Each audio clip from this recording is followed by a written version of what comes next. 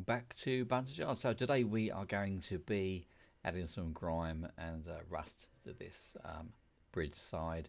Got a bit of detail on here. I've already just primed this in a normal car grey primer, and first thing we need to do is just to get the rivet detail to pop out a little bit. So we're going to use silver just to create a highlight. It doesn't have to be silver, you can use a dark colour or a complementary colour. We're using silver to make it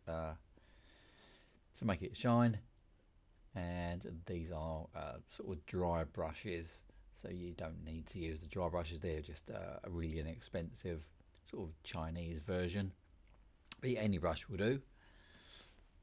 First thing we need to do is put that brush in the paint, not too much because we're going to knock it all off pretty straight away. So rub it back as far as you can until almost nothing comes off. It's probably more than you need, so have a little practice. It takes a few times, and you can see as you brush it across, it just catches the raised detail on the rivets and sort of the edges of the of those girder parts, those braces. Next thing we need to do is to add the rust, and we're going to use these oil brushes. Now these are pre-thinned oil paints, and the brush on the end is far too big for what we need, so I just suggest don't use that at all. So we're going to use the two rust colours that come in a part of a kit. I'll try and put the link down below if I can find these available. But you can use as many different colours as you want. We're just going to use two just to make it quite straightforward. So we've got a light rust and the dark rust, and with our finest brush that we can find, this is a 000 army painter brush, we just need to add some dots on. We're just going to do one colour at a time. We're going to do the lighter colour first, so it will make sense to do that. And you need to create really kind of a random pattern. Rust isn't always, uniform. It doesn't affect every panel the same. There'll be different reasons why. There'll be rust and corrosion. So the first part is typically the most kind of difficult, is to create that random pattern. So just take a bit of time to do this. The oil paint, they take quite a while to go off, so there's no real tearing rush to do this. Just take your time. Probably take more time than I'm doing here. And places where you think there's going to be a rust, you may want to put scratches in, or but we're just really going to go out aiming for the corners here and around some of the rivets and so on, just to give you an idea of what needs to be sort of things you need to be looking at. Now, some people worried about oil paints because there's lots of, I wouldn't say rumours, because it is true, oil paints do take a while to go off. You should leave them 24 hours, they say, but these don't seem to be quite as bad, and I'll just go from one colour to another. So once we've done that, we're going to use make sure you use proper thinners and a nice soft brush. And there's not a lot of thinners in this one, so I'm going to plunge the brush right in there. But we need to take most of the thinners off. We just want the brush to be nicely moistened, and then on the bits where we want the runs to appear, just drag down, and just don't try and do it all in one go. Your brush will pick up some oil paint as you go along, so just clean it off. And we just really kind of looking to get a bit of thinners into the oils that are on there, especially on the parts that are going to run down. Now I'm doing this from a bit of a strange angle, so that's why they're not exactly running down the panel. So make sure you get this so that the streaks go from top to bottom, obviously. So I've just dried the brush off a bit more, taken some of the oil off, and then just continue to drag it down a little bit more, just to create that sort of fade effect. Now for the bits where the sort of the lumpy bits around the corners, where you want the bigger patches of rust, if you don't want them to run, but you want it to look like a sort of just a rusty patch.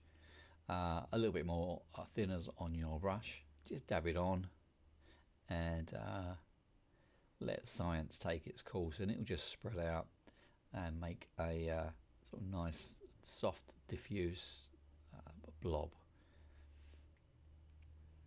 Maybe too much thinners on there.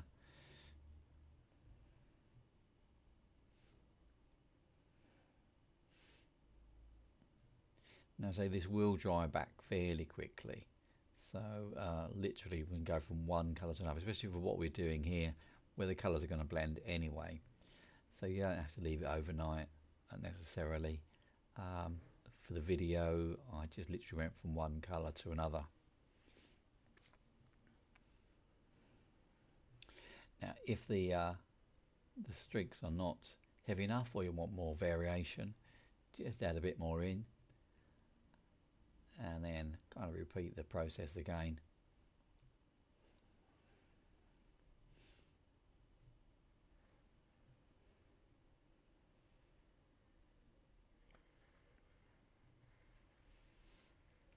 So just with a sort of fairly dryish brush, just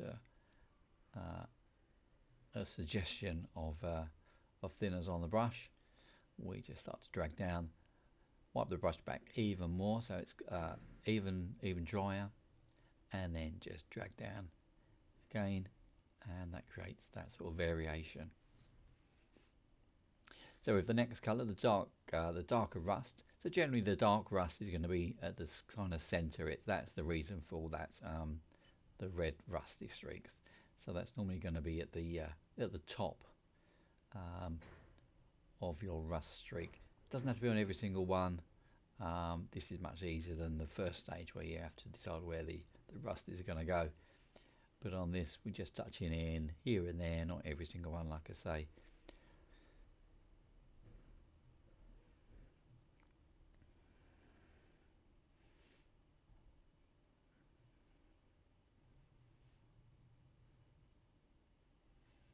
Now, I've not given this this first layer any particular time to dry. It's probably just literally a few minutes in between, so there will be a little bit of sort of blending in with one and the other, but that's fine for what we need to achieve here. So with the brush just very slightly damp with thinners, we're just going to run again down from top to bottom, and generally speaking this one wouldn't have to be sort of as longer stroke, so normally the dark would stay near the top, and again you can repeat this process and have it thicker or different colours. Even black maybe would work as well. So moving on, just going to add some grime in. Now we're going to use a colour called Smoke. Now, model air colours you need to thin down, I would always suggest you put your thinners in your airbrush first, and then the colour on the top. The reason is that colour is for the model colour range, which needs to be thin. It's quite a thick paint, and if you put that in first, you'll find that you won't be able to mix it properly. You'll get some left at the bottom, especially if you mix in sort of with a brush like this. But because we'll thin it in first, it works better that way, if that makes any sense. If you're mixing in a pot and then tipping it in, it's a little bit different. You do it any way you choose. So we're just going to, if there's a light dusting, not everywhere, we're going to concentrate on the beams at the top and the bottom, and then we can blow in a couple of patches here and there. It's quite a subtle sort of effect, so we're not really going too far with it. And then we're going to create some streaks. Now we're going to use black for this one. This is Model Air, so it's already pre-thinned. We haven't got to thin this one. But I would always suggest, the tops of these get really mucky, just give it a wipe, because if you get any of the sort of paint that's gone off, any of the lumpy bits in your brush, it will clog and create a bit of an issue. So we want a fine It's really fine setting on this. Now, if on your airbrush, if you've got control on the, it's sometimes on the front, but on the back on this one, this Iwata, you can sort of put a stop to how far you want the trigger to go, to get a finer spray. If we take the end cap off, so we expose the needle, to just be careful from now on, you can actually draw a fine line. Because I've got the stop on, I haven't got to kind of think of how far back I need to pull the needle, pull the trigger. It will just go back as far as the stop, and then we're just going to do some runs from top to bottom. Try and be kind of fairly random again. It's quite a subtle effect again, but you can just see it start to appear, and you can do this a few times. Again, use different colours, whites and sort of off whites. Don't look so bad either, or other brush tones, whatever you choose to use. And that's pretty much it. I would suggest maybe once that's fully dry, leave it overnight, and then we'll give it a matte varnish, and then we're done. So thanks for watching, and we'll see you again soon on Bunters Yard.